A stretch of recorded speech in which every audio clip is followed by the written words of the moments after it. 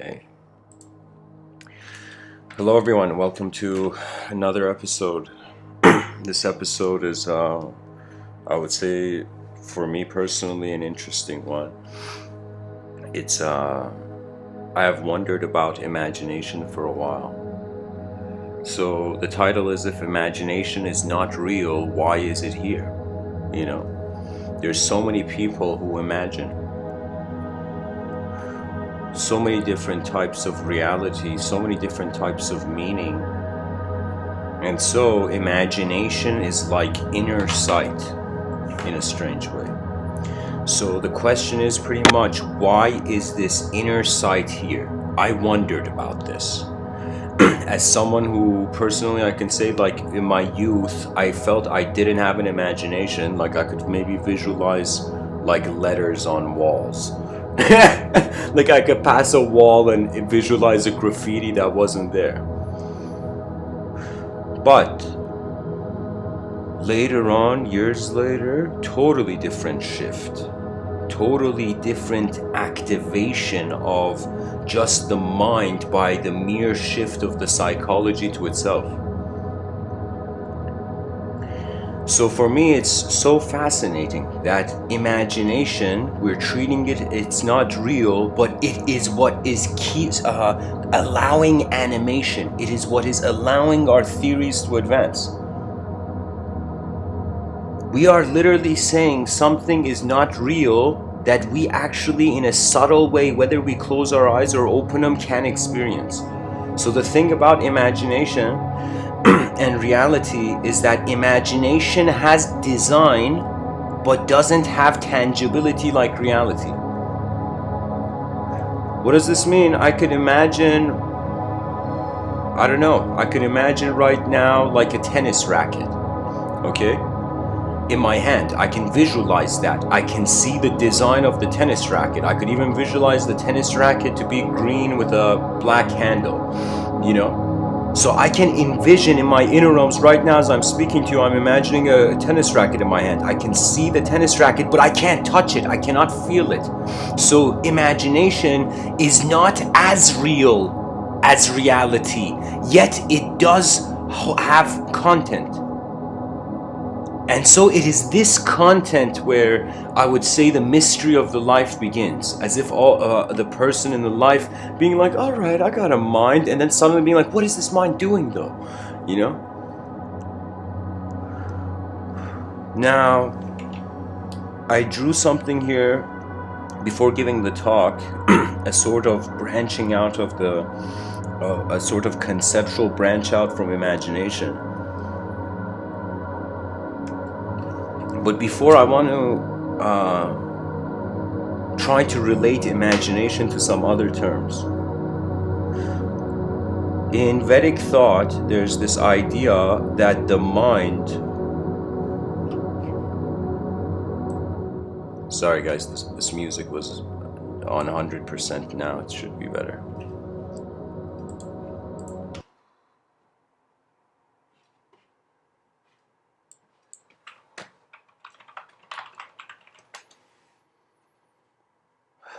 Actually, I'm going to play for the audience my most favorite mystical song on this planet.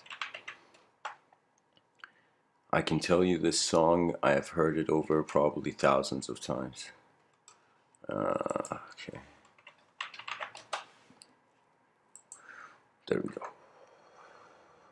I feel this is one of the best songs to listen to.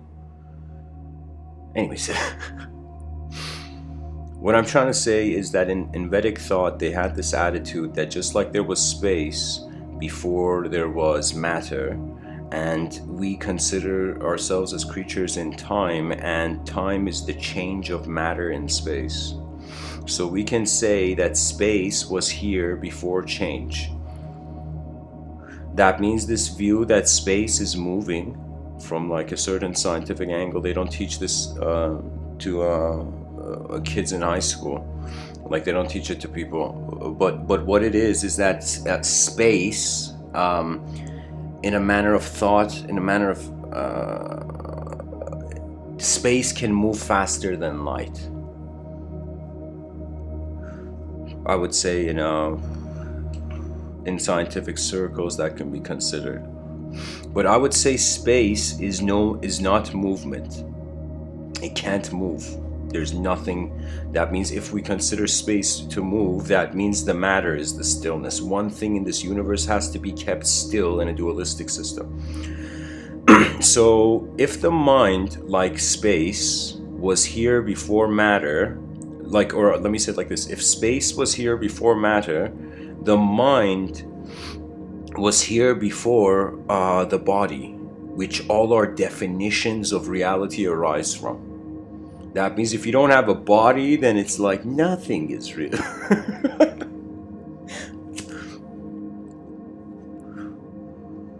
Like literally nothing is real if you don't have a body. But anyways, so that means that, and let us take imagination as the potential of reality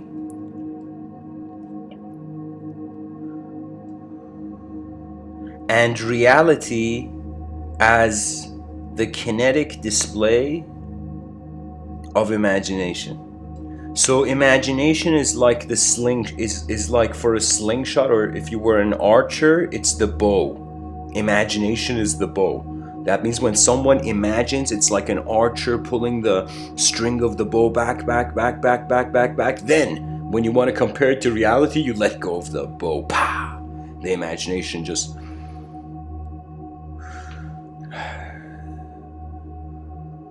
darts through.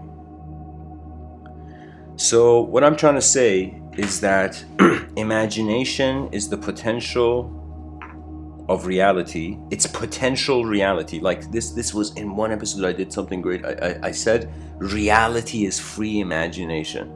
That means we can either renounce, like imagine, we can say reality is here first. Of course, we're in reality right now. Imagination, ha ha ha. You know. But we can have this view that we're always in the imagination, and reality is imagination that we didn't consider, or we considered and then forgot. We put there but forgot that we put there, and we're like, oh my God, in this eternity, am I temporary right now?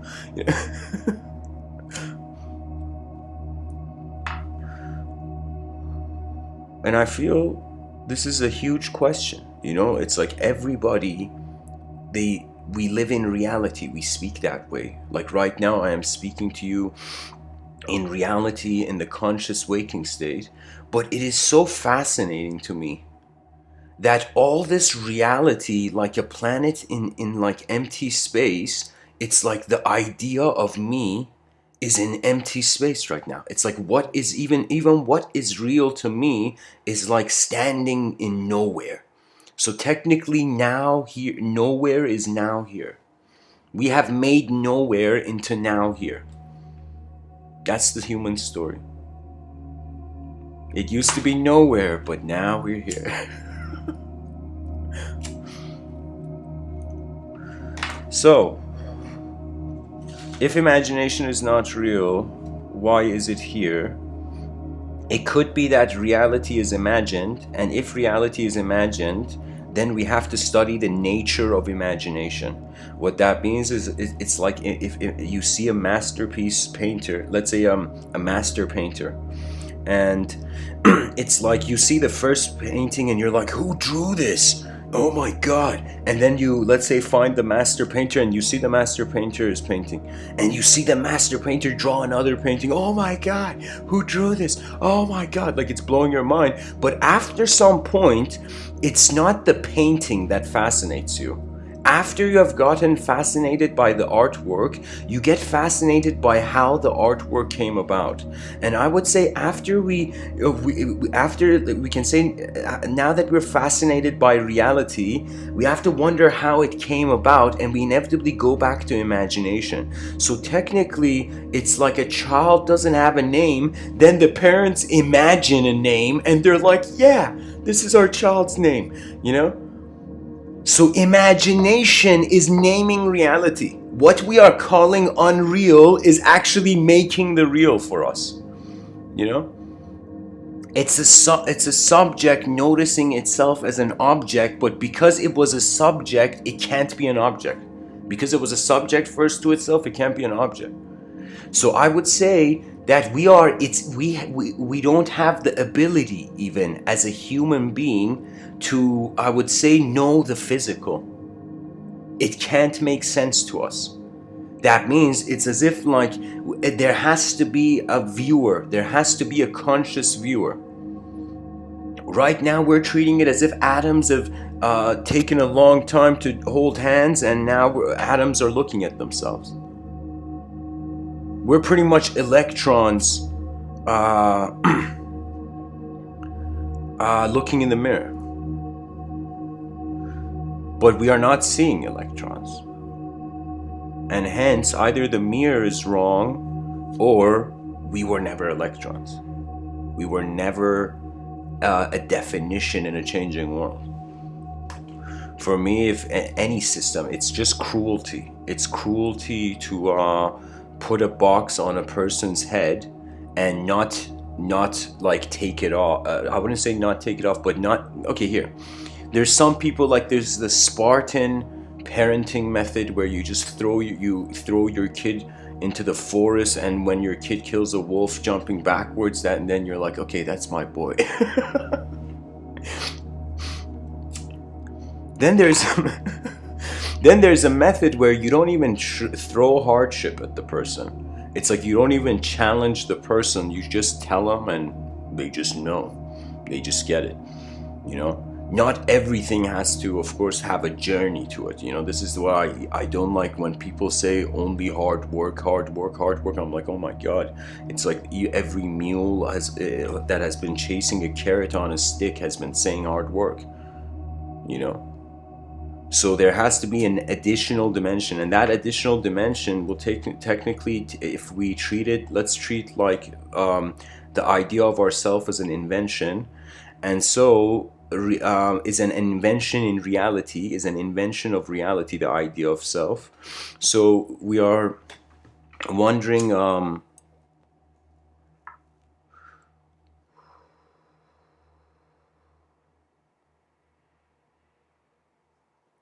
would say we're just noticing the inventor has no face, but the invention has ad infinitum faces. Honestly, when I speak, I like in these 6 years where I've been giving these talks, and just pretty much every day I've been sitting down and watching my own mind. And I will tell you that we are antennas, definitely antennas. We're antennas or kaleidoscopes. I think the modern thought feels we're kaleidoscopes. That means it's like everything is already there, it's just interacting with each other. It's literally like, I don't know how to say it.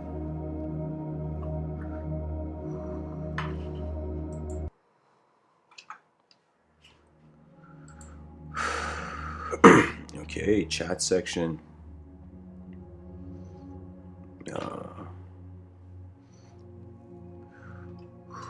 It's alive. The chat section is alive.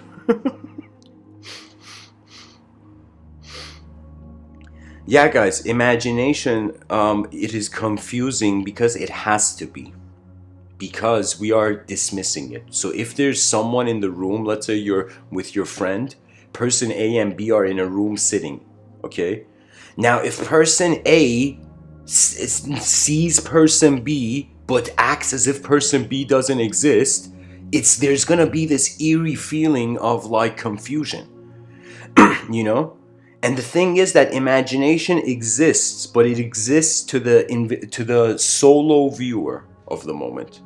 That means it's in your inner realms. Imagination is your life behind your eyes before you open them, before you actually implement the mind's blueprints.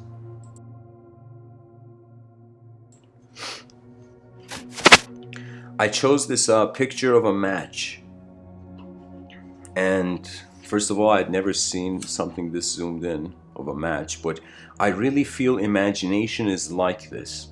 Imagination is, in some sense, something is moving. The antenna is adjusting, or the match is moving, and it creates a flame.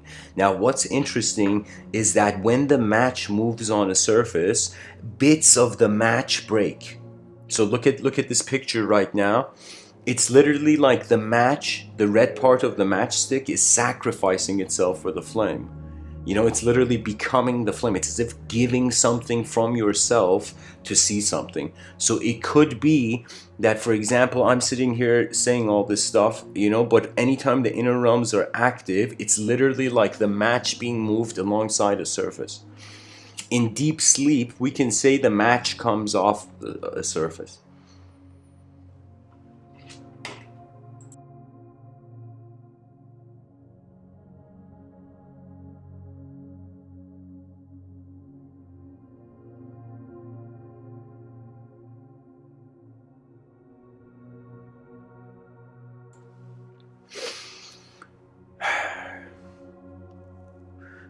There's different ways to perceive it. I personally say imagination is a nation of images. What I'm considering imagination is like a film that is made of fragments of moments of my life where like imagine the biological creature's head is a camera, you know, and this camera in certain moments of life where the being was really conscious was like the record button was pressed, and when the record button is pressed, it's as if it's stored in the long-term memory, you know. So it technically influences it's as if like when the record button is pressed, the person is recording reality. So we can say imagination is either an extension of reality, imagination is either recycled reality, recycled fragments of conscious recordings of reality, and then it's like coagulating. So pretty much imagine you had a bag and you put different stuff, and then you started to break dance while the bag was like connected, like, you know, the two holes of a bag. Like imagine you put your hand in it, so the bag's like on your wrist, you know, let's say a shopping bag, and it's like break dancing with a shopping bag connected to your wrist. And it's like everything in the shopping bag is getting pushed left, right, wherever you move, everything is pushed, you know. Or you can say like the brain is like a jar of liquid, you know. So let's say if you were on the subway, it's like holding a jar with like something in it, you know, jar of liquid with something in it. It's like every movement moves what's there, you know.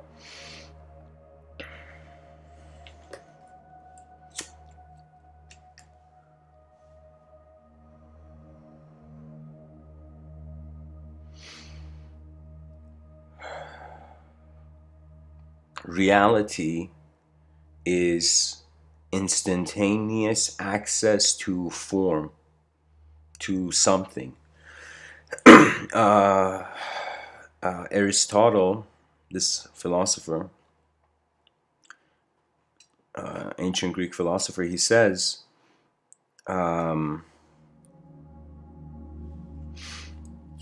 that when you look at something, you can in some sense see four kinds of causes to it. What that means is, I'll give you an example. There's a coffee cup in front of me.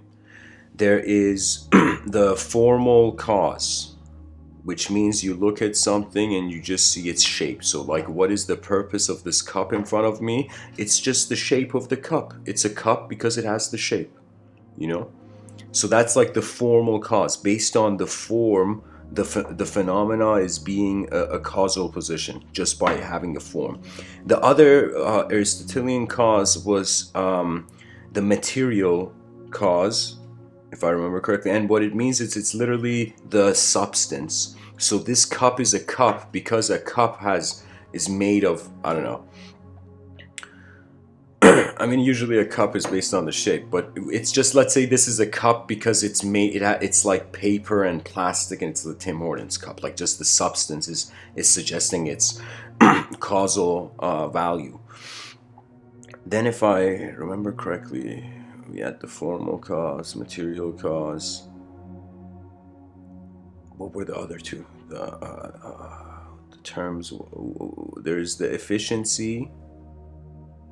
If I think it was an efficiency cause, and agency. Or I think those were the same. Hold on, guys. Hold on. Let me double check this. Pretty much the other two causes is Sorry. Hold on, guys.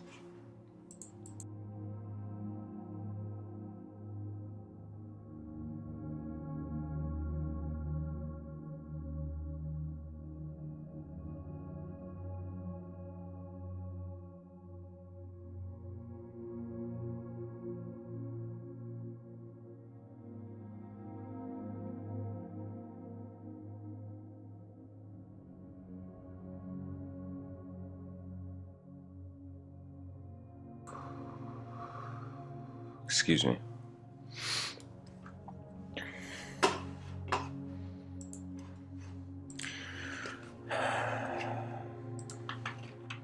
I want to use their Aristotelian causes on imagination, pretty much. And I feel this is going to create four models, four theories on reality.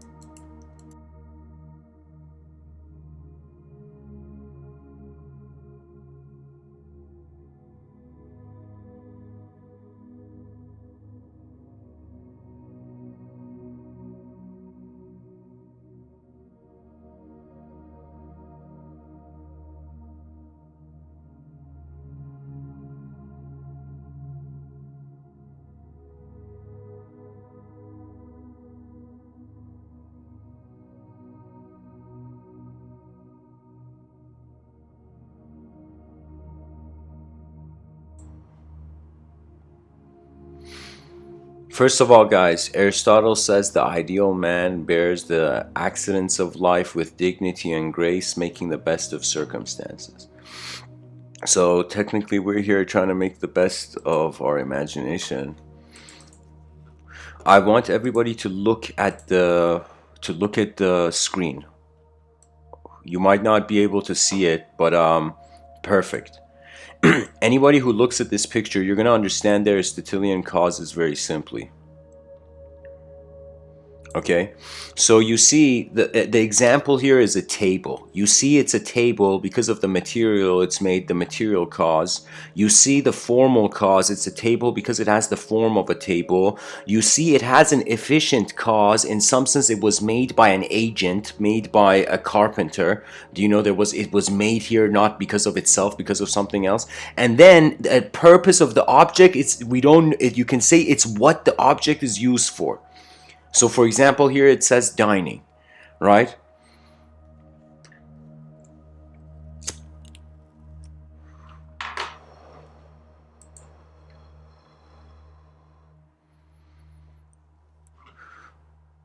So I'm suggesting the I don't know if people see the updated picture on the wallpaper. So what do we do now with all these paper sounds? So this is where the talk's gonna get good, guys. For the first time, we're gonna apply the Aristotelian causes to imagination.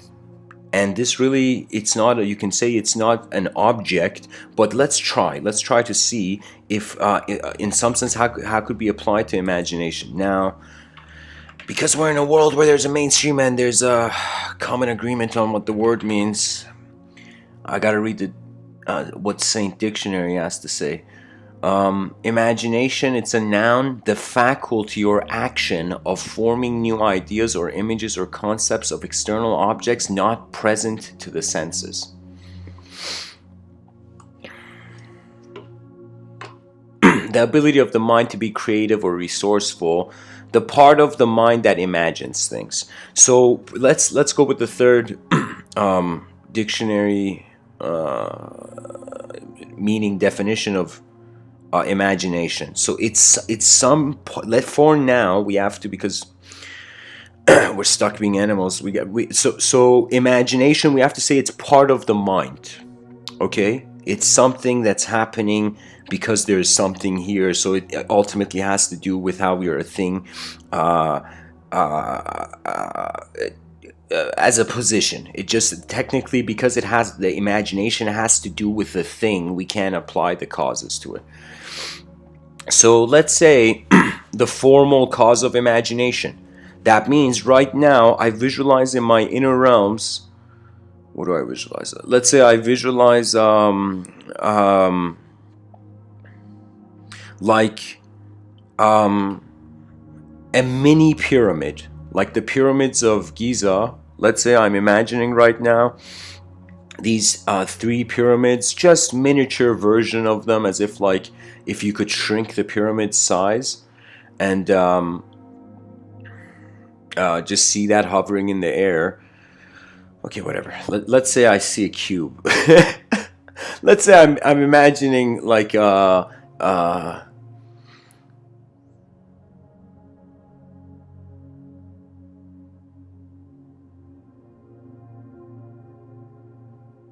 let's say I'm imagining a bird I saw earlier today fly in the sky. I'm imagining it right now just flying in the air. Or better yet, imagine a hummingbird. Whoever you are listening, imagine a hummingbird as I'm talking right now, like the hummingbird is in the air, imagine. So the shape, we come to from the Aristotelian causes, we're like, okay, does it have form? Does imagination have a form? And we see, yeah, it does. I can see the hummingbird in my inner realms. So the form, it defines a causal position for imagination. That means imagination has form, has design. Now, the second thing, we're like, does imagination have substance? The material cause, right? Now, this is where imagination doesn't have a substance. It's not a substance because it's evocational. It's literally like eyes opening, eyes closing. It doesn't have a substance.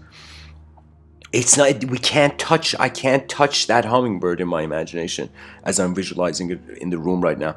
So it doesn't have a material cause. That's huge. That's huge to notice about imagination.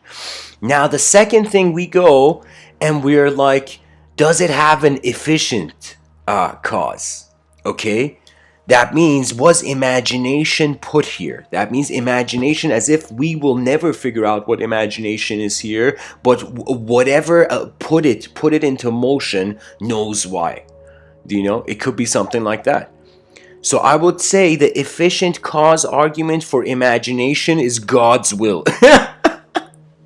It's the divine will. It's something. It's for the sake of something before before the imagination was here. So I would say, technically, from language, okay, I'll say it like this. The efficient cause is language. That's better than me saying like the divine will. It's literally like we created like language. The word imagination is like we're the carpenter that created it. Do you know? So we can say it has an efficient cause. Imagination has an efficient cause because we put the word there. We noticed it there. Okay? So it doesn't, so check this out. It has a formal cause, it has an efficient cause, it just doesn't have a material cause. Now, about the last one. The last one is the what does it say here? Final cause. There we go. The final cause, it has a final cause because we're using our imagination to come up with new theories on what the world is, right? So what does that mean? That means imagination, literally like an object, just like that table, it has everything except substance. Everything about imagination is like real. 3 out of 4 it fits. That means only the material component of imagination is different than the analysis of the 4 Aristotelian causes. You see what I mean? So technically, it's 1/4 unreal. It's not imagination and there is reality, and then there's imagination. Reality is 4 out of 4, imagination is 3 out of 4. And that 1 out of 4 that it doesn't have substance keeps the unknown. Keeps the unknown alive. If it had substance, imagination would be reality. And look at how incredible it is. An inventor in their inner realms, like Edison, he saw the light bulb and the dude gave it a material existence. What this means is imagination is real when we make it, when we actually bring it into the outer realms. So imagination is a dimension, it's the other side of your mind, other side of the coin. And guys, I'm happy because I hadn't noticed the formal Aristotelian causes. Like, I hadn't thought about imagination like this, but this is why. So we're like, why is imagination here? To fulfill the missing Aristotelian cause. Imagination is here to be expressed. It's here to be made. It has no, everything else it's fulfilling.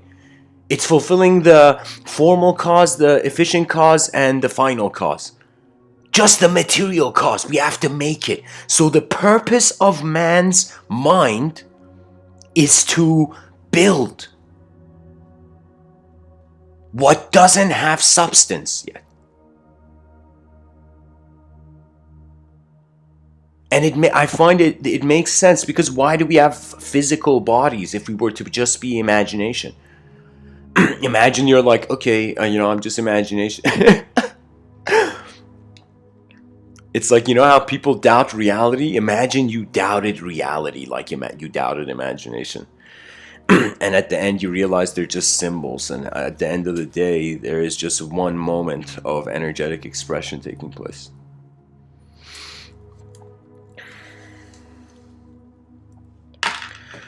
I think Aristotle would be like, all right, somebody did something.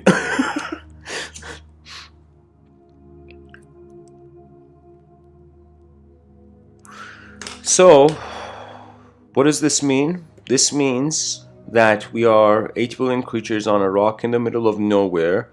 We have access to simultaneously another realm that doesn't have substance, but it has all the other causal properties, you can say. And so it doesn't have substance, but we can use its design, we can wonder about its agency, and even like where it's going to end up.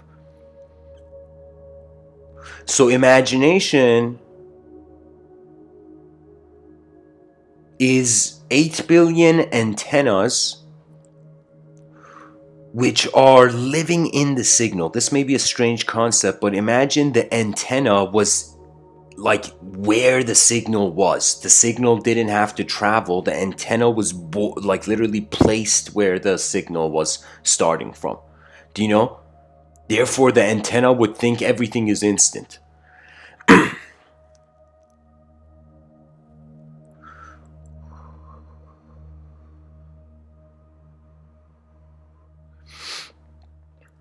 I feel rationalism is a shield. Irrationalism is a sword. And imagination, its difference from reality is not just that it doesn't have substance, it's also that, I gotta say this, the formal cause has freedom. What does that mean? That means I can't fly in front of my eyes, but behind my eyes I can. I can just envision myself like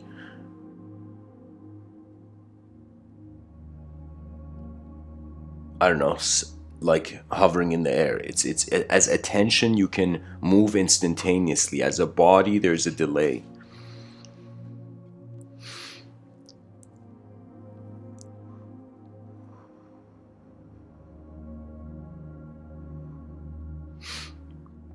So we are here to translate the inner realms into the outer realms. And so 8 billion antennas, imagine 8 billion people just sharing.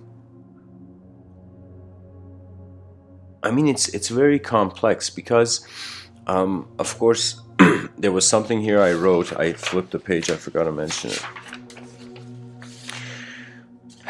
When it comes to anything, based on the context, it becomes more complex. So think of the context to a concept being like a layer of an onion.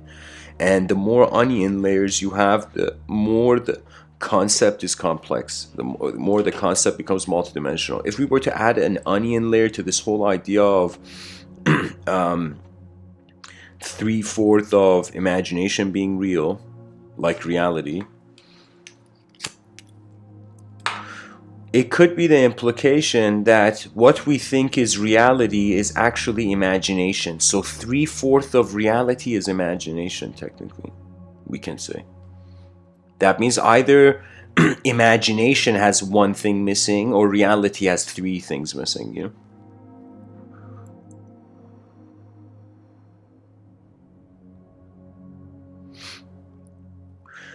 I wrote here literally like, what do you call them? What do you call this? Pretty much I wrote the word imagination and I drew 2 arrows underneath it, where from imagination we have reality, we have real and unreal. Okay, someone like, let's say, a baseballer looking at a pitcher about to throw a ball, they are imagining a real scenario. That's real imagination, like how the ball's gonna come to some degree. Do you know? But let's say a young child seeing a dragon in the sky, that's unreal imagination. You know? So in each real and unreal imagination, so that means we looked at the imagination as a point, we put an axis, we put a line on it. Okay? So the real and the unreal. Now the real and the unreal divides, what did I write here? Into the known and the unknown. So we have something that is real that we know, something that is real that we don't know, some things that are real, some things that are unreal that we know they're unreal, and some things that are unreal that we don't know they're unreal yet. This is where the secular community is acting like the religious inquisition. So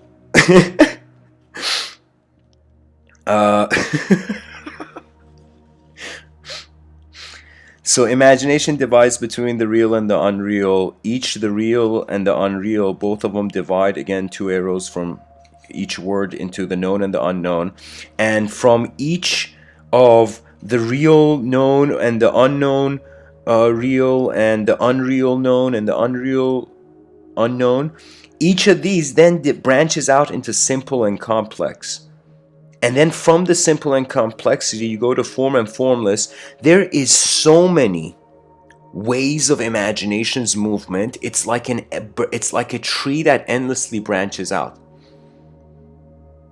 And it doesn't matter if there's mathematical language or not. Just the nature of image is that it needs the additional.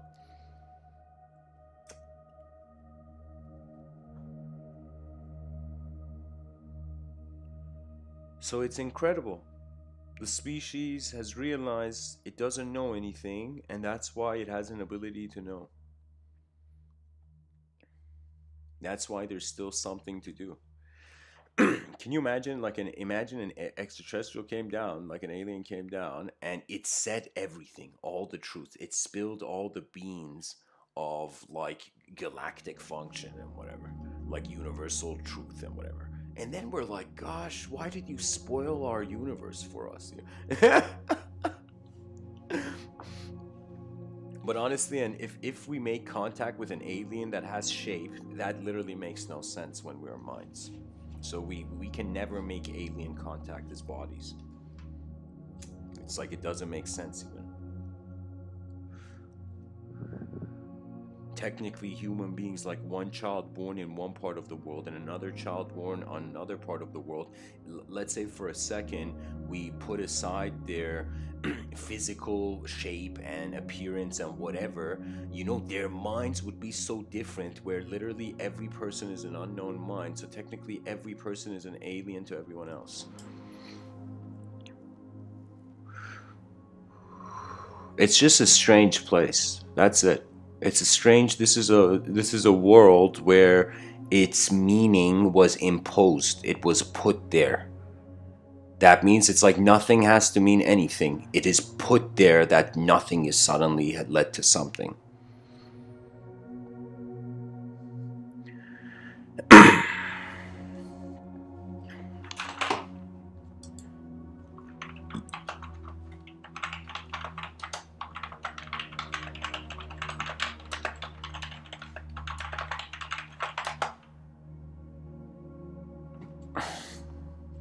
Yeah.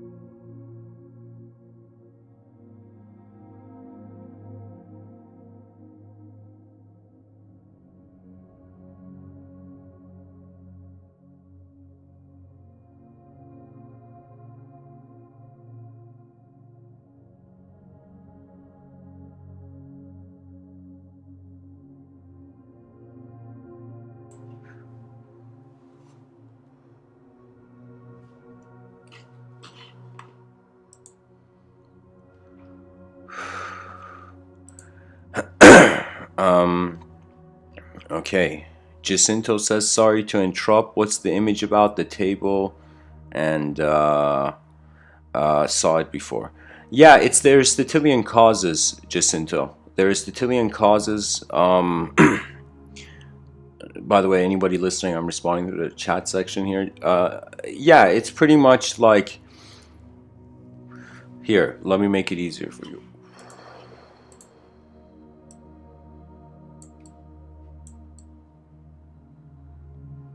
There we go.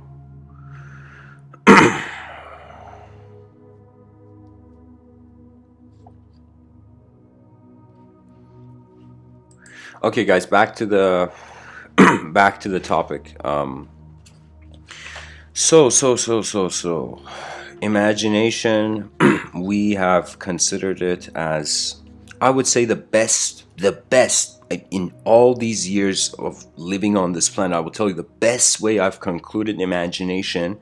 It's an invisible room. It's like your private office. That means any moment, anywhere on this planet, you can close your eyes, or you can, even if having them open, you can enter your inner realms. I can't tell you, when I realized this, it changed my behavior. I used to be like a very, since childhood, very like into, how can I tell you, like, I had a lot of energy and I would move around. Okay, but it took me a while to understand why patience was a virtue. Because the mind literally takes time to process things. So if you see a problem and you expect to have an answer instantly, it's like, unless there is this ability to just wait, the mind literally, you gotta wait 10 minutes, then it comes up with, if you keep concentration on something, after 10 to 20 minutes, the mind has gone over, like a Tetris game, layers of its own conclusions. And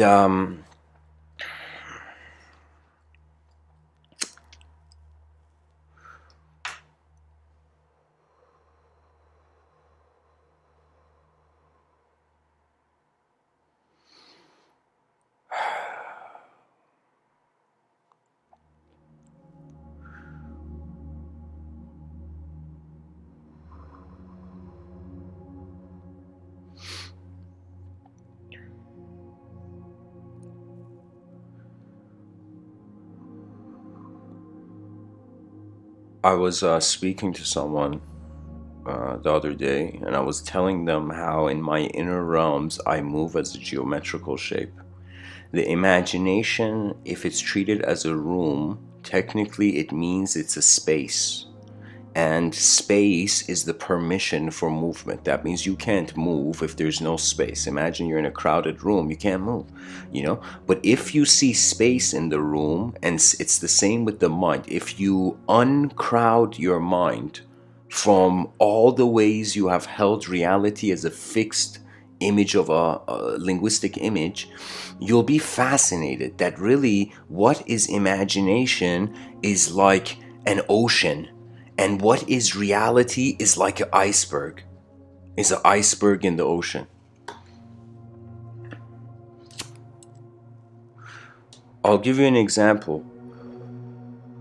So various moments, just midway throughout the day, I'm doing something, suddenly important decision comes, suddenly like I'm overwhelmed by, let's say, something in the outer realms, something has to be done and it's a problem and I have to think of it in the outer realms, like it's an outer realm thing.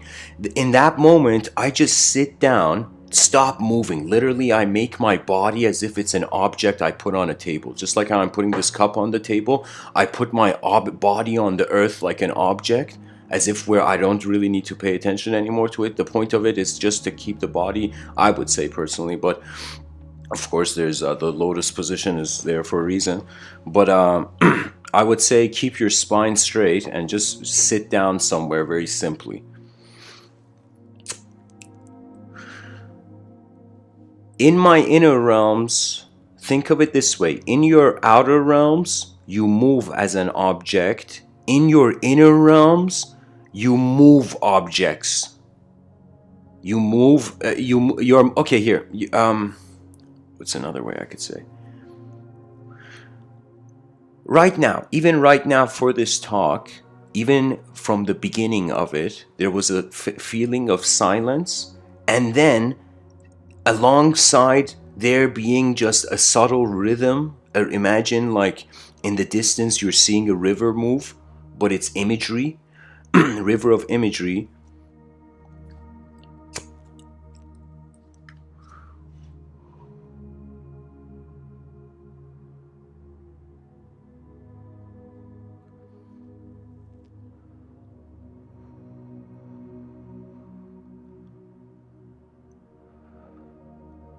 It's like there is a karma to imagination. There is a strange cause and effect, but the cause and effect is not based on physical laws. It's based on how you feel about how you move as an image.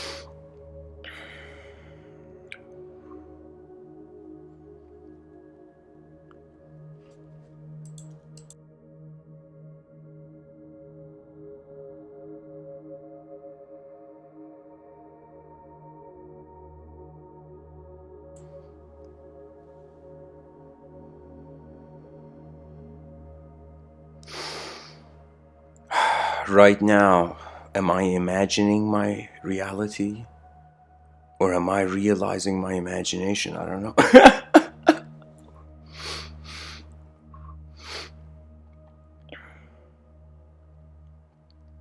There is something phenomenal I gotta share also about imagination being right there. So that imagination and memory are technically happening in the same place, in the same room.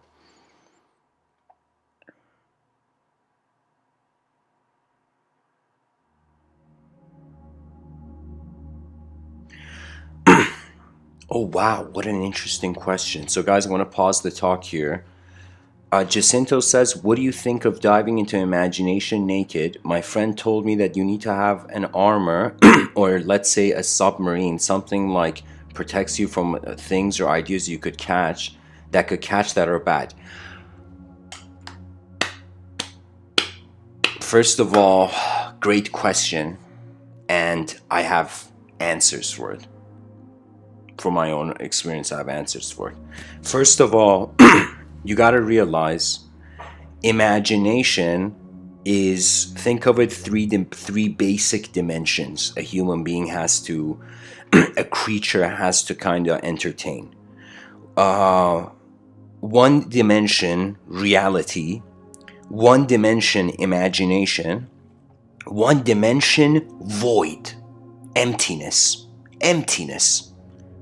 And unless you realize your attention is empty to itself, unless you realize your attention is empty to itself, anything, it doesn't matter if you go in your inner realms or you watch a scary movie, you're going to be shaken. So you have to in some sense realize your unconditional attention. Then it doesn't matter what image you see. You can look at the image without the image defining your emotion beforehand. I would say it like this. In my inner realms, I move as a geometric shape intentionally. Why? Because geometrical shapes have no emotions. If you are like, yo, I'm traveling into like hidden worlds, bro. Like if you have that mentality, your humanized identity, as you're noticing more, you're an unknown mind, becomes dehumanized. So I would say it's not that you're diving into imagination naked. It's that you're diving into imagination as something. And if you dive into imagination as something, it has endless potential to animate. So what does that mean? That means you could be like, let's say, someone like a yogi, or like someone like even a shaman or whatever, okay? And you could go into a unique state of mind, either consciously induced or either directly induced or indirectly. And so you could go into that state of mind and imagine you're there suddenly in your inner realms. You find yourself walking like the fields of Elysium or something, like your version of Elysium. And suddenly you hear a car pass by, and the car has like, I don't know, like let's say in the lyrics of the like okay, let's say you feel you're awakened. Okay, you go into some state of mind, trance state of mind, and you feel you're awakened. And in that moment you're like, I'm awakened right now. How incredible. And suddenly a car passes by where the song from Aerosmith is being played, Dream On, Dream On. So you could be in that psychedelic state and you're like, I'm an awakened self. But the words dream on enter your ear, and because you're a self and sound can change the image of self, you change instantly. So it doesn't matter whether you're in your inner realms or outer realms. If you think you're a thought, you get changed by what is said. What happens to you? Do you know? But why I think, Jacinto, your question was incredible, is because there is a way to move. There is a way to move, but it's so strange where the concept of movement is not there. You see, right in front of our eyes, known conditions. We're from a known lens. We're looking at the unknown. In the inner realms, if you don't have trust, you will suffer. You will suffer. If you don't have trust, if you don't trust your mind, just like a warrior in a battlefield, if the warrior doesn't trust the sword and shield in his hand, then there's nothing. Then it's like, what's the point? It's like, it doesn't matter. You know, you don't have the, you don't have the trust. Without trust, your imagination is pointless. It's a mirage to you. You know, that means if you don't have an explorer's attitude to the inner realms, and you're not,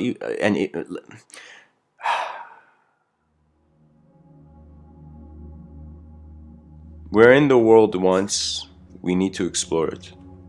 While being in the world once, we're realizing there's this unknown dimension of subjective living going on. And really find contentment with your world. Literally hold the sword, like right now. That means anybody, before going on any sort of metaphysical conquest, experiential, psychological conquest, it's like get comfortable with your reality. You have to get comfortable with your reality. If you don't get comfortable with your reality, your imagination will bring you back to your reality. Simply said. We pilot. We pilot as a presence behind our eyes, presence of attention in front of our eyes. We are piloting as a body.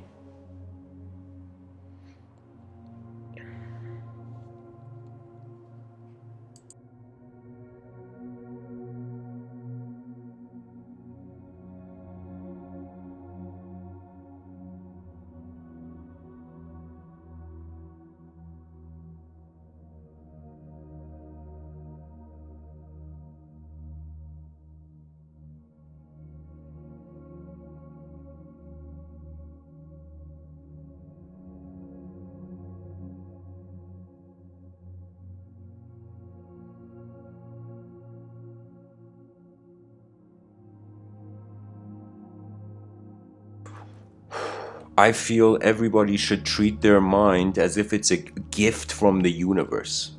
As if this universal sector gave you a gift. Nobody on this planet knows what's inside this gift box you call a brain. And so I find the task of the lifetime, which I said earlier was to share the inner realms, bring the inner realms into the outer realms. It's just one of the great privileges of being a living being. You get to wonder what life is. And what has happened after that is that classification. A massive linguistic compartmentalization of one existential event.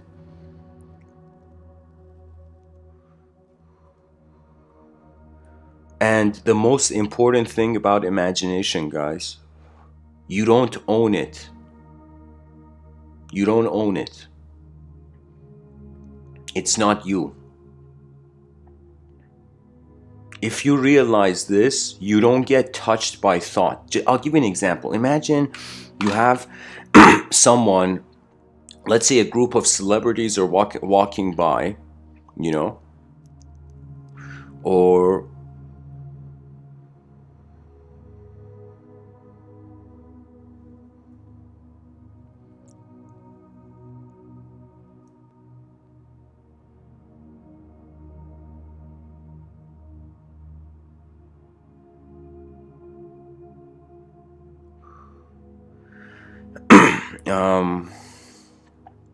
guys, my attention's was caught by the chat section. You see, guys, there is only something special. There is only a special truth because we don't feel special.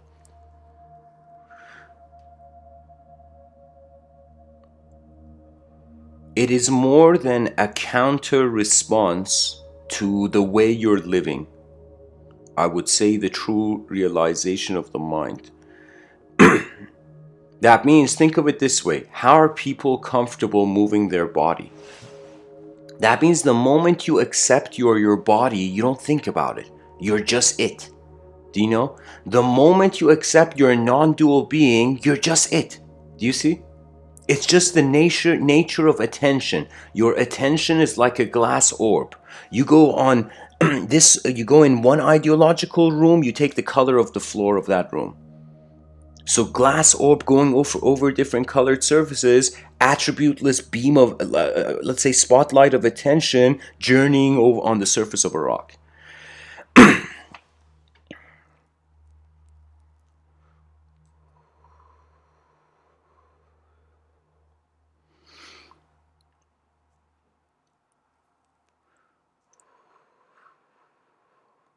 Rene Descartes also had the mind-body dualism. It could be that if the mind-body dualism, if we entertain Rene Descartes' mind-body dualism, imagine Rene Descartes was here in this live stream and was like, what about me, man? So, to give a response to Rene Descartes, I would say, check it out. Rene Descartes is saying mind is in a different dimension, body is in a different dimension. That instantly means body doesn't make sense to mind. But what if, mind doesn't make sense to body. But what if body makes sense to mind? What if the realness of matter is imagination? Albert Einstein, he has this quote. And at first hearing it, I'm like, this is uncommon to hear from a scientist, but he said imagination is the greatest sign of intelligence, something like that. And for a while I'm like, what did he mean? And then I realized the inventive nature of language.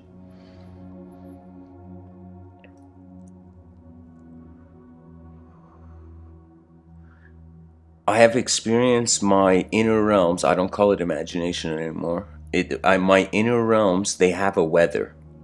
What does that mean? That means it could be some days where I feel it's as if like the karma of my mind. It has nothing to do with my body. Like as if I'm like walking, like just, walking to a store, and while I'm walking, suddenly I remember a moment in my past, and suddenly I realize something about a moment in my past. That literally, it's like walking in the present, where it's just like it's a sunny, lovely day. You're walking to the store, but in my inner realms,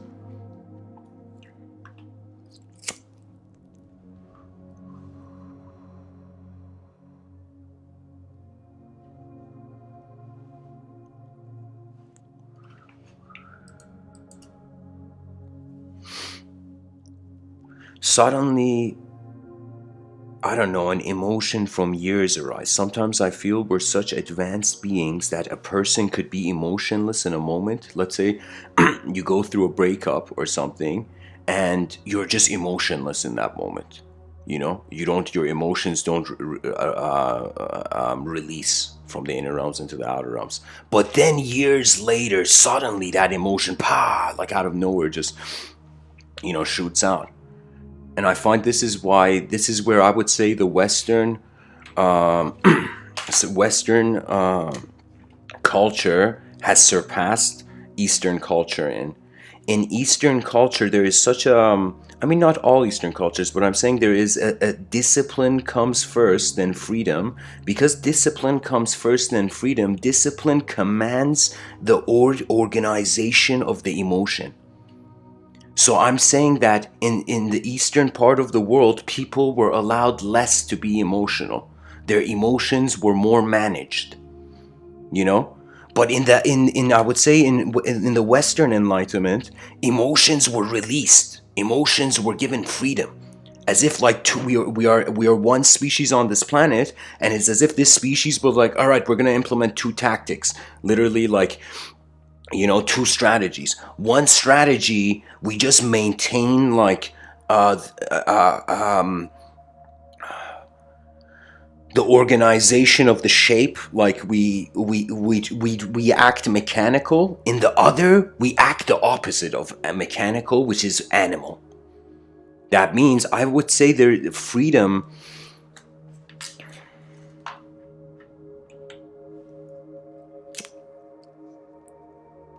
emotionally matures you more than, and discipline, freedom, it matures your emotions.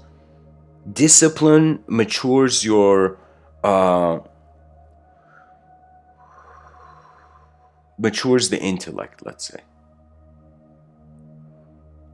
Because I am telling you, any culture, let's say you're in a nation where church and state haven't been separated,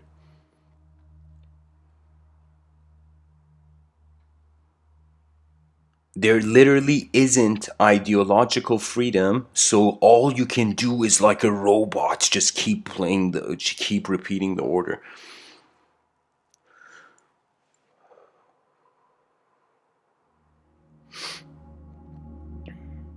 You know, one thing I think they didn't show in the movie 300, where the kid is thrown again in, like, at the beginning into the I was saying it earlier, like into the forest, where he jumps backwards and kills a wolf. And I thought, like, okay, let's say that happened.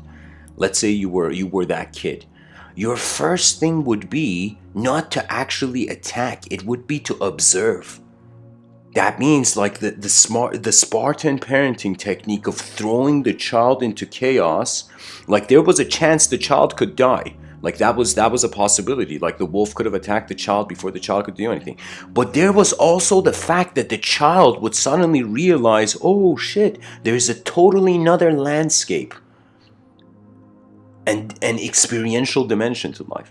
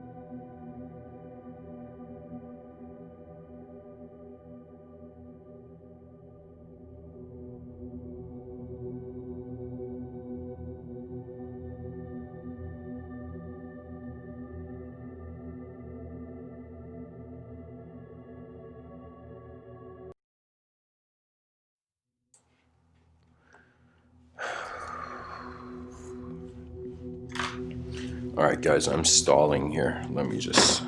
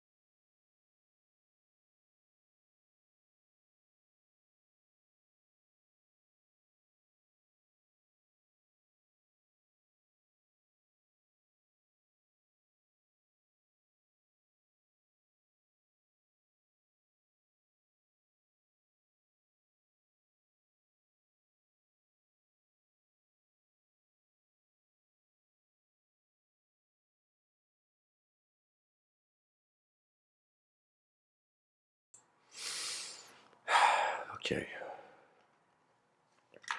Sorry, guys, I had to take care of something.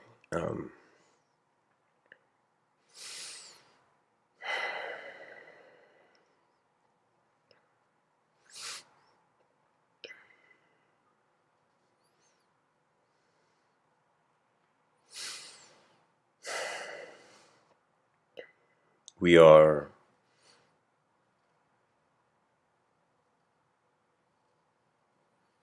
sight and sight divided equals the dimensions. We can say there's a level to sight that there's no such thing as imagination and reality. There is no dualistic possibility of the realm. And then there is a level to the sight where not only dualism is possible, but it is infinitized. So it's like the moment you can see a person being good and bad, you could see a planet being good and bad. You could see a universe like filled with beings being good and bad. It's like the mind can from one duality animate endless dualities. So from dualism we can go towards the infinite.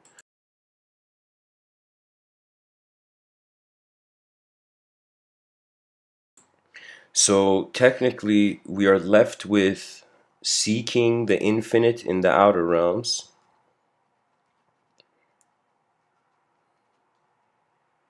or returning to the pre-singular void. So human beings have an option of either being infinitely something, or to have from the beginning have never been a thing.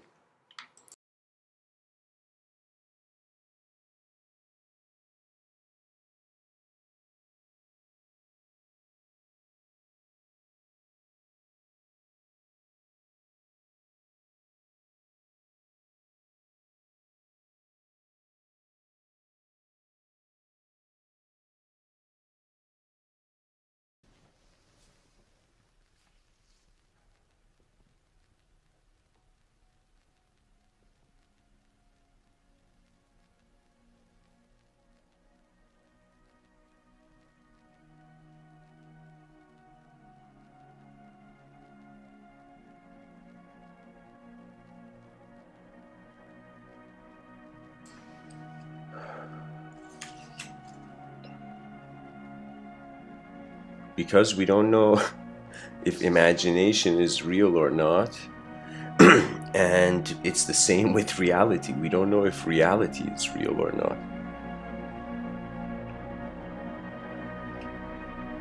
And really, what would I feel like non-dual collective life is inconceivable. It's inconceivable, or it is the individual. That means what we think is individuality is actually simultaneously the collective life of the universal sector. The individual is found in the collective is found within the individual.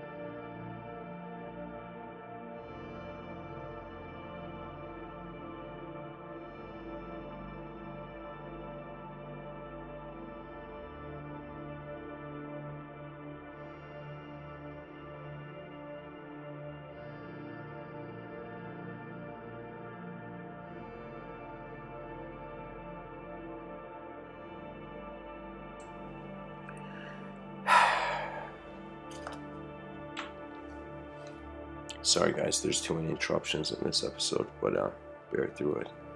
I wanted to go into a quote tunnel from Hafiz, the Sufi mystic poet. Greatness is always built on this foundation: the ability to appear, speak, and act as the most common man. Hafiz says, how seek the way which leadeth to our wishes? By renouncing our wishes, the crown of excellence is renunciation.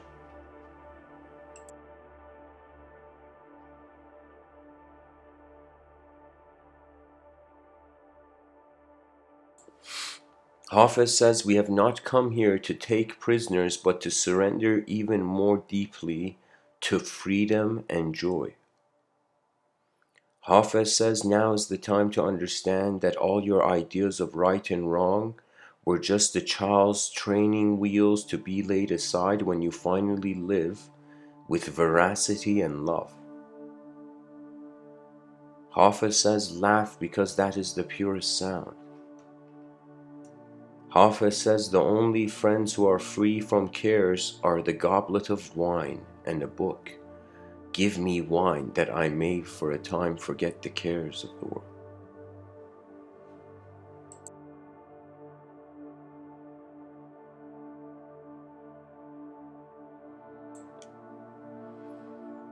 Love is simply creation's greatest joy.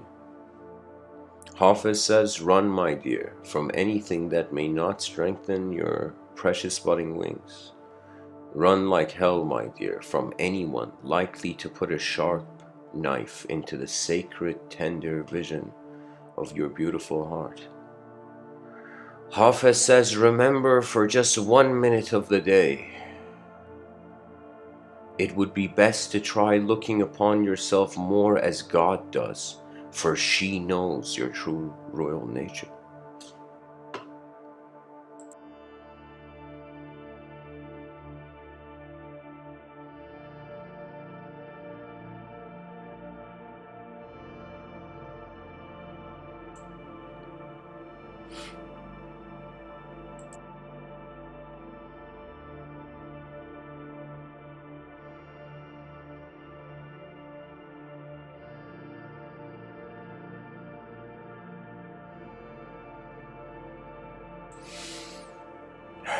Hafiz says, pulling out the chair beneath your mind and watching you fall upon God. What else is there for Hafiz to do that is any fun in this world?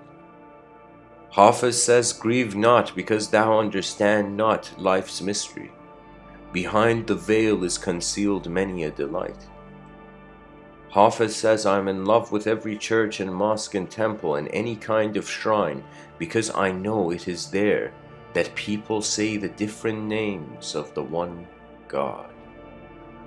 By the way, this is a person from 700 years ago, guys. This person who these quotes I'm reading.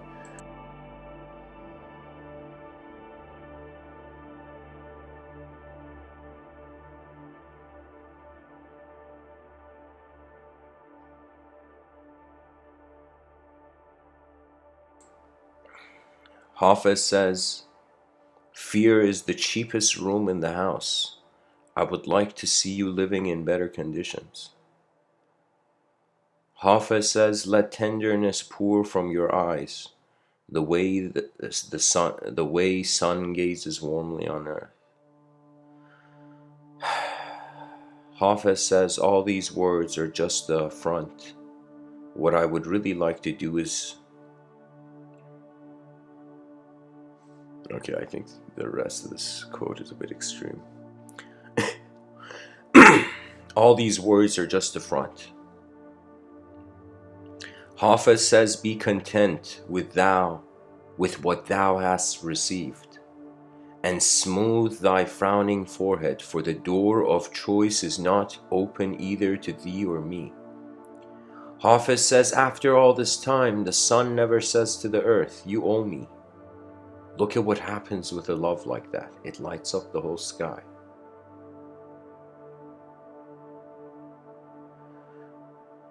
It's really like a choice. You can be a human being that feels like a sun, or you could be a human being that feels like a shadow. You could feel like there's nothing significant about your eyes, or you could feel all significance is arising from your eyes, your own significance.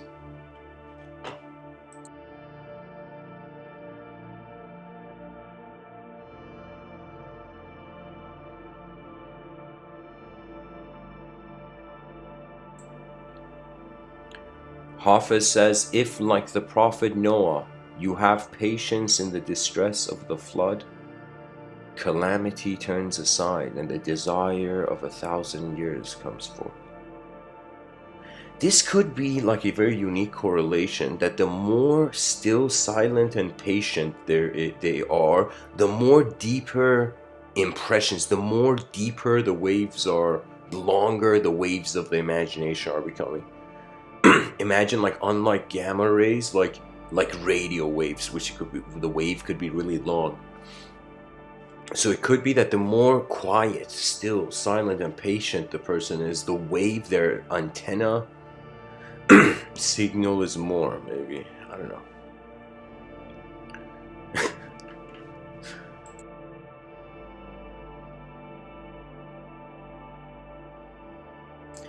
Hafez says your love should never be offered to the mouth of a stranger, only to someone who has the valor and daring to cut pieces of their soul off with a knife, then weave them into a blanket to protect you. That's pretty intense.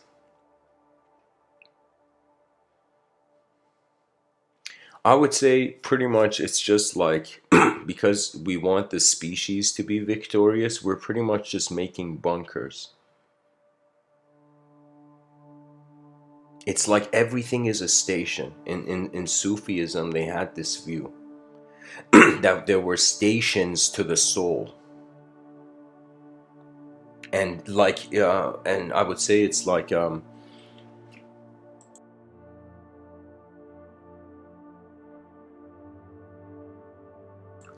this view. I remember reading this from this scholar named Al Ghazali. Al Ghazali. Oh, sorry, not Al. Oh God, it wasn't Al Ghazali. It was, I can't remember the guy's name. But it was this idea that the soul is like, strangely, for a metaphor's sake, it's like a military classification where souls have ranks, and souls of the same rank notice one another. Souls of a different rank are different. There are some souls that dismiss other souls. There are some souls that embrace souls. And this rank is going up this, think of hierarchy of non-dual stations of mind.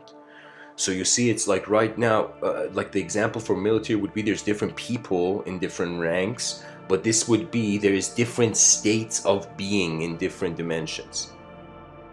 And based on that state of being, there's a familiarity.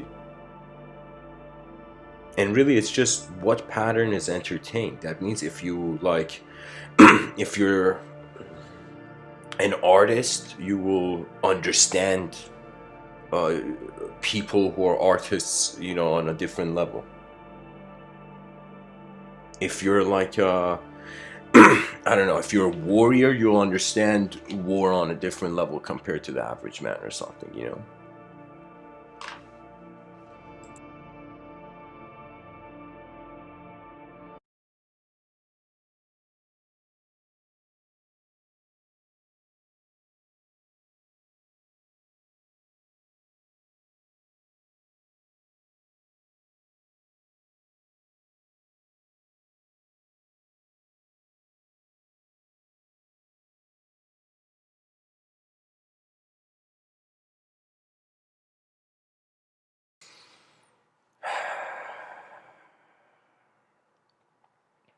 We have to stop calling it imagination. We should just divide all of knowledge between the known and the unknown. And pretty much all of knowledge is known studies and unknown studies. Okay? And we're all explorers. There's no such thing as student teacher. That's like a waste of time. Everybody is like a soldier on a battlefield. Pretty much our eyes have opened in an unknown world, and we're like, what do we do? And so we can choose to have discipline first and then freedom. We could choose to have freedom first, then discipline, or we can have freedom and discipline simultaneously by not separating their values.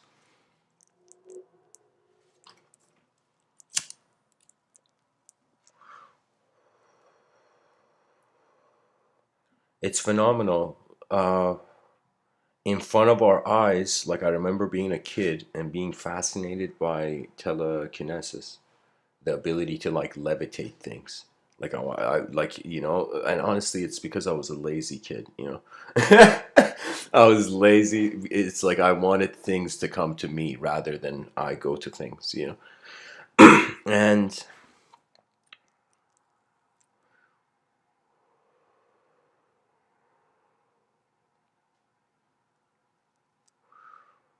I can tell you, in the inner realms, imagine you get access to an ability that surpasses that.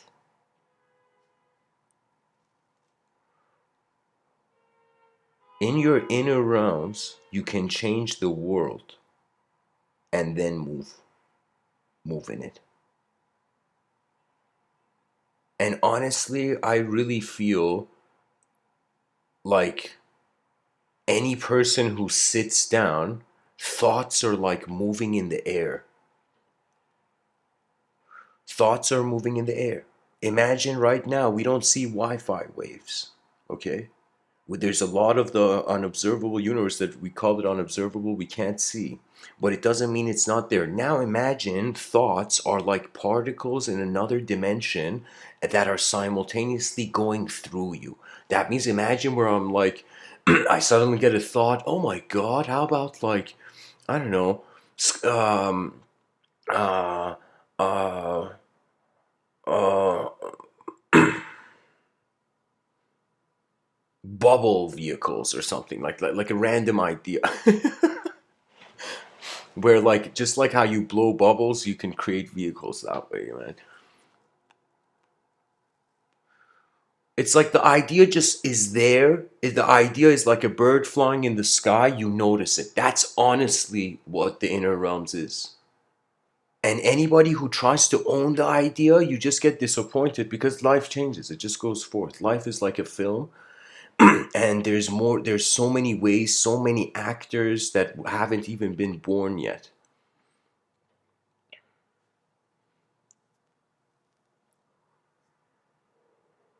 It's just that's just so fascinating. So many human beings, so many types of personalities that don't exist yet.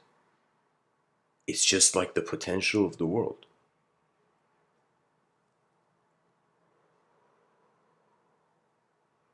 I feel there is one thing that is the biggest suggestion of hope for our species against extinction and against self extinction, making mistakes. And you know what that is? Unknown fascination is cooler than selfish result. The unknown is the backup system when knowledge wants to destroy itself, and knowledge is like, wait a minute, but what if there's something I didn't see yet? So we will always maintain. It's just the joy. It's like, film enthusiasts want to see the next film. And that urge is going to be the protection of the future.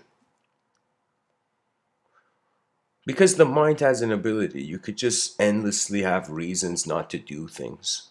And you can endlessly come up with reasons to uh, not do things, do things and not do things. I remember when I was young, my father would say, whenever there was an errand or something in the house, my father would say, go do this. And I would say, why? Why am I doing this? Like, I would question, I would try to understand. And my father would be like, just do it. You know? And for a while, I was so like, oh my God, like, I wanted to understand before I move. But I'll tell you, because it's changing, that's what it's like. That's the secret, just to keep it moving.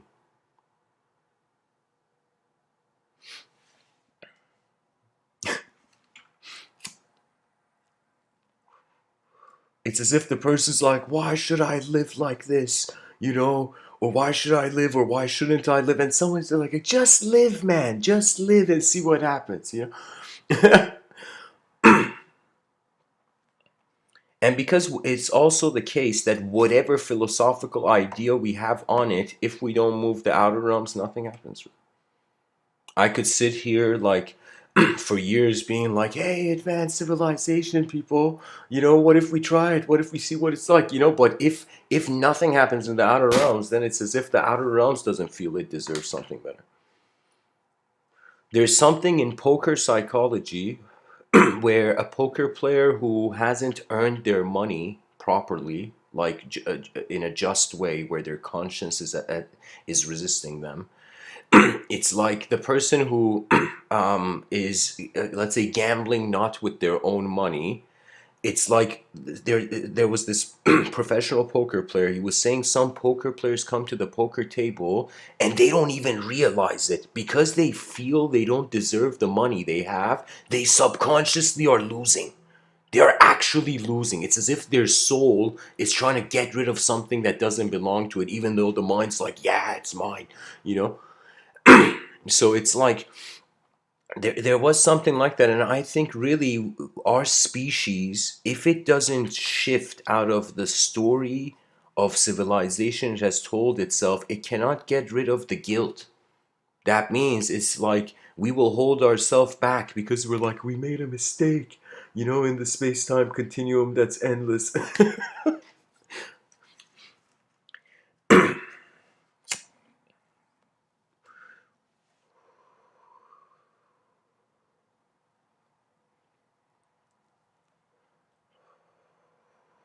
And really, this is the, I would say, and I just see a very, how can we how can we connect time to matter? Time is not for matter. Time is not for a material being. Time is not being experienced from here.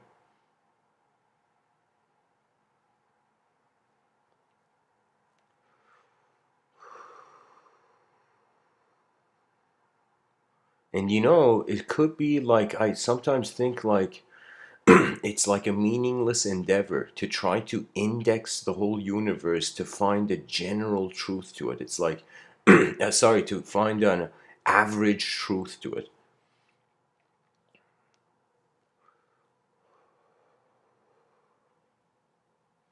It's like we can have whatever type of knowledge, whatever certainty, and then at the end we'll be like, okay, what do we do with all this unknown left?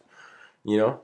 And the unknown should be a permission for every person to see what their most advanced life is like while they're here. And it doesn't mean desire, it means you actually want to know how your attention is working. Like, that's fascinating. That was one of the most one of the most beautiful moments of my life, is when I actually wondered, what is intelligence at for me? What is it like? That means forget all the outer realm research. What is this that you're experiencing? And the idea comes, because you're being it, you must know it. So technically, just because we don't know something linearly through language doesn't mean we don't know it. It just means we can't say it. That means so many people know things that they just can't say. It's as if there's no words for it yet, maybe.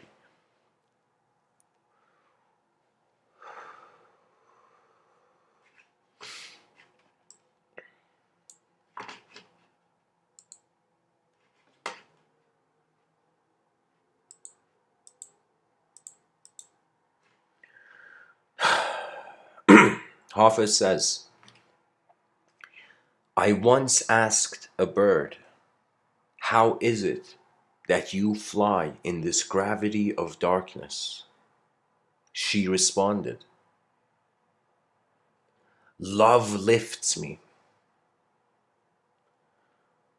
Hafiz said, only a perfect one who is always laughing at the word too can make you know of love.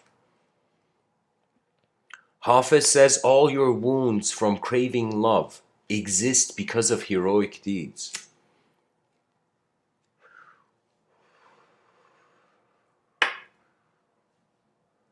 I mean, what hero when everything is like the one and only? Hafiz says, what do sad people have in common? It seems they have all built a shrine to the past and often go there and do a strange wail and worship. What is the beginning of happiness? It is to stop being so religious like that. Hafiz says, I should not make any promises right now, but I know if you pray, somewhere in this world something good will happen.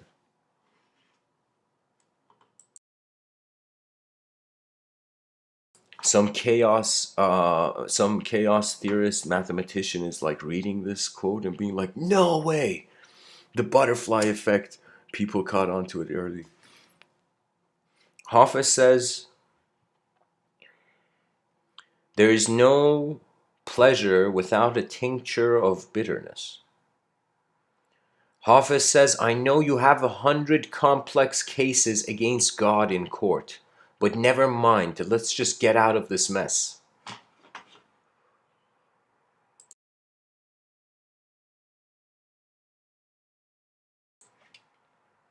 Hafiz says the heart is a 1,000-stringed instrument that can only be tuned with love. That means when you love the world, you actually are caring enough to look at it and you will know it. So I would say those people who are living, it doesn't matter who you are or what reasoning you have. Let's say like there's some people who wake up and they're like, I hate this place. They look at this world. And there's some people, imagine like you wake up and you're like, oh my God, I was non-existent 28 years ago. Like how incredible, And so it becomes like one of those things where I am telling you, it's just every day you wake up, think of it as if you're visiting an old friend, an ancient friend in modern times. The soul of static truth in the words of a dynamic illusion. Hafiz says, be kind to your sleeping heart. Take it into the vast fields of light and let it breathe.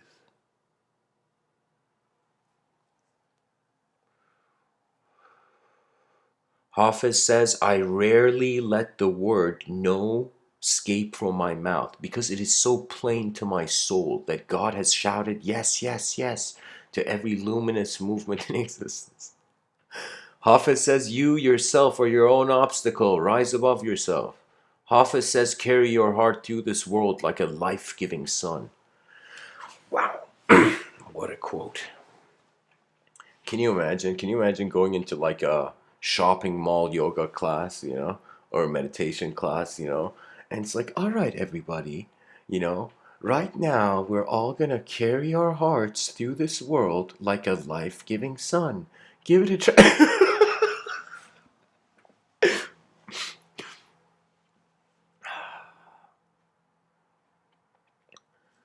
Hafiz says,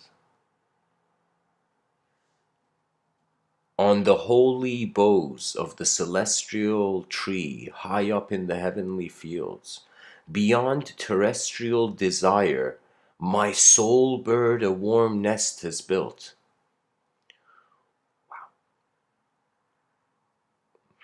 I will leave this quote for the interpretation of the audience, but this tree Hafiz is talking about, you can say it's the poetry of starseed dreams. Hafiz says a poet is someone who can pour light into a spoon, then raise it to nourish your beautiful parched holy mouth. What? Yeah, it's hunger was an issue.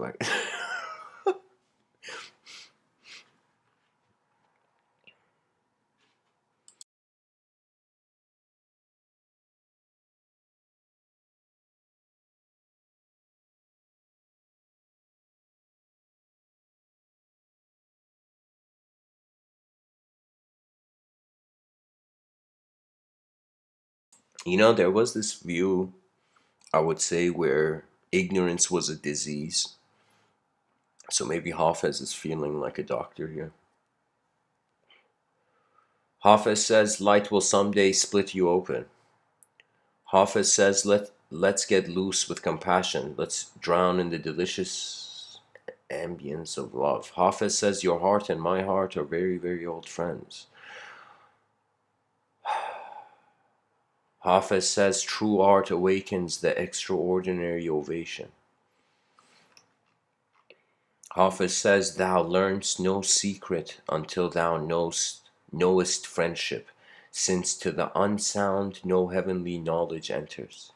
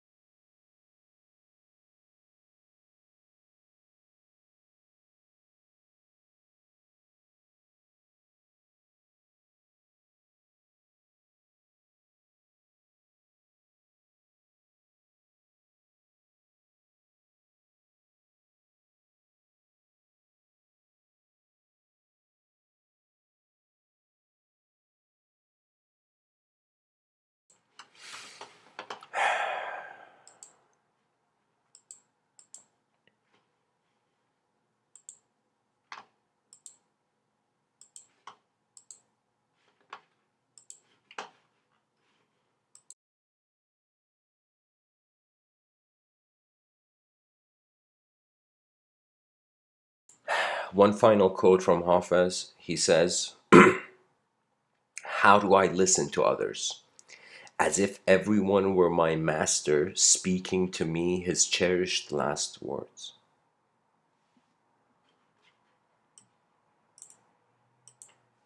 That's pretty much wisdom. You care for the world, you get to see it. When you see it, you recalibrate your vision in accordance to how you want to move in it. So anyways, thanks for listening, guys. I will be on Discord for those interested. And if imagination is real, why is it here? It's here to transform reality. It's here to make us realize reality was never reality, and words are just hovering in thin air as our masks. Yet the true presence of our personality is an attention observing the persona coming in and going. So our sense of self is changing, and as it changes, we realize there's a changeless attention watching all the birthday candles you've blown so far throughout the years. The inner realms are the next great territory to be explored by advanced communicators all over the planet. Carl Jung was a general on a battlefield commanding the future generations that unless we make the unconscious conscious, it will direct your life, it will direct our life, and we will call it fate. What that means is the unknown is we are, I don't want to say it like this, but this is, in this moment, this, I don't know why, this metaphor I think somehow is maybe interesting to see. It's like we are, our knowledge is enslaved to the unknown. That means you could be a scientist, a theorist, let's say a physicist, and you can have an incredible theory, or you could try to spend years of your life understanding something, but a new finding will suddenly revolutionize the whole field. That new finding means that you are just waiting for the update.